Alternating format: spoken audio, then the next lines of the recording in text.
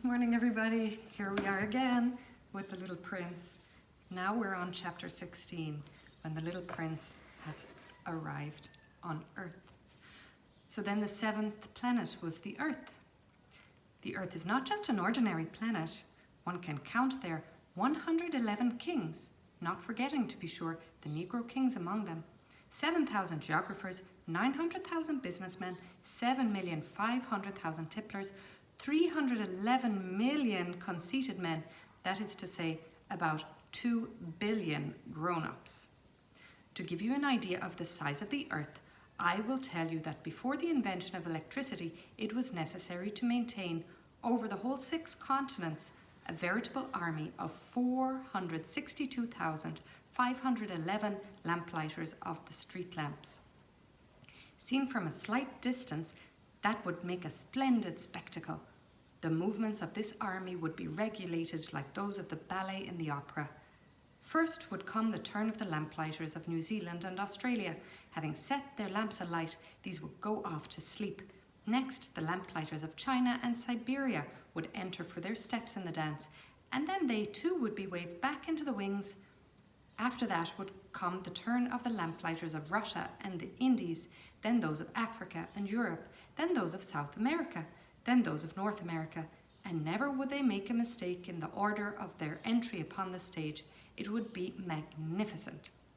Only the man who was in charge of the single lamp at the North Pole and his colleague who was responsible for the single lamp at the South Pole, only these two would live free from toil and care.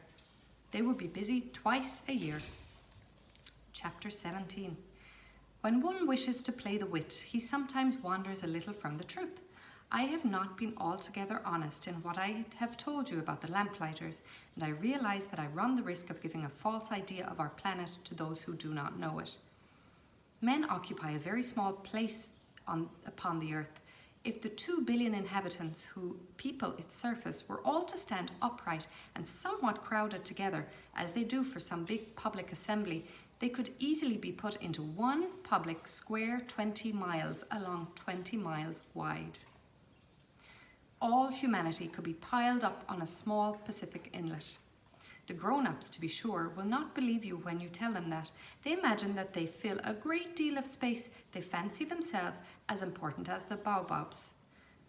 You should advise them then to make their own calculations. They adore figures, and that will please them. But do not waste your time on this extra task. It is unnecessary. You have, I know, confidence in me. When the little prince arrived on the Earth, he was very much surprised not to see any people. He was beginning to be afraid he had come to the wrong planet when a coil of gold, the colour of moonlight, flashed across the sand. "Good evening," said the little prince courteously. "Good evening," said the snake. "What planet is this on which I have come down?" asked the little prince. "This is the Earth.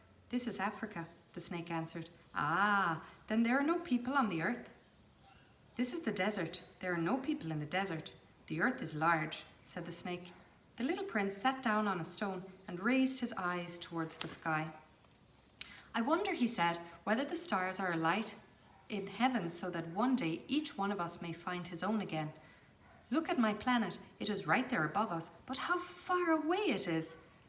"It is beautiful," the snake said. "What has brought you here?" "I have been having some trouble with a flower," said the little prince. "Ah," said the snake, and they were both silent. "Where are the men?" The little prince at last took up the conversation again. "It is a little lonely in the desert." "It is also lonely among men," the snake said. The little prince gazed at him for a long time. "You are a funny animal," he said at last. "You are no thicker than a finger." "But I am more powerful than the finger of a king," said the snake. The little prince smiled. "You are not very powerful. You haven't even any feet. You cannot even travel." "I can carry you farther than any ship could take you," said the snake. He twined himself around the little prince's ankle like a golden bracelet. "Whomever I touch, I send back to the earth from whence they came." The snake spoke again. "But you are innocent and true, and you come from a star." The little prince made no reply. "You move me to pity. You are so weak on this earth made of granite," the snake said. "I can help you some day. If you grow too homesick for your own planet, I can..." I wonder what he can. Here's a picture of the little prince. I'm going to move it. so you can see it well.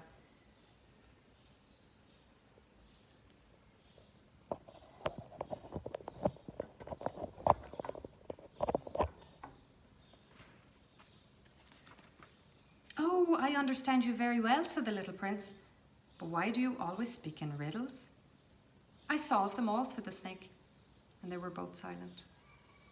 The little prince crossed the desert and met with only one flower. Chapter 18. It was a flower with 3 petals, a flower of no account at all. "Good morning," said the little prince. "Good morning," said the flower. "Where are the men?" the little prince asked politely.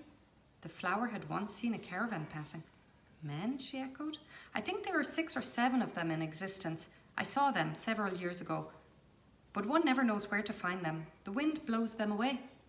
They have no roots, and that makes their life very difficult." "Goodbye," said the little prince. "Goodbye," said the flower. Chapter 19. After that, the little prince climbed a high mountain. The only mountains he had ever known were the 3 volcanoes which came up to his knees. And he used the extinct volcano as a footstool.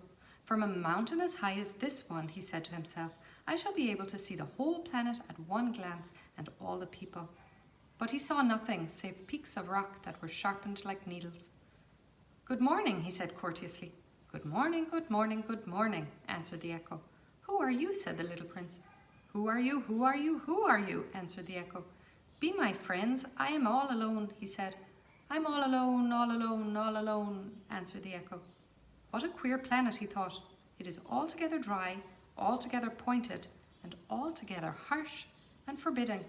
And the people have no imagination. They repeat whatever one says to them. On my planet, I had a flower. She was always the first to speak. And here is the little flower.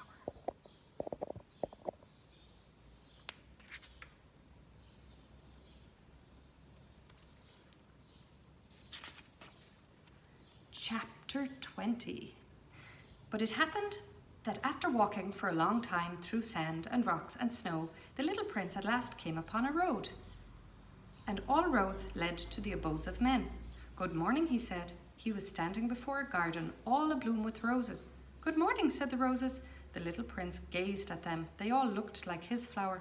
"Who are you?" he demanded, thunderstruck. "We are the roses," the roses said, and he was overcome with sadness. His flower had told him that she was the only one of her kind in all the universe. And here were 5,000 of them, all alike, in one single garden.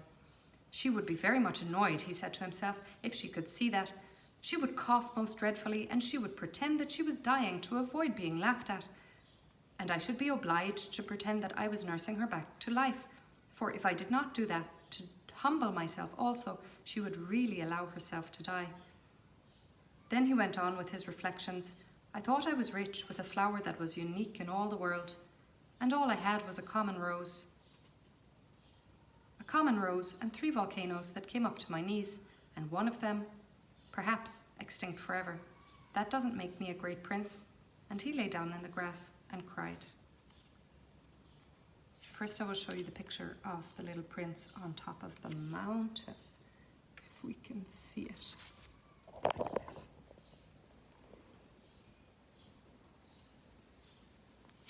And then the next one, the last picture for today, is the little prince in the rose garden. Have a great day. See you soon. Bye-bye.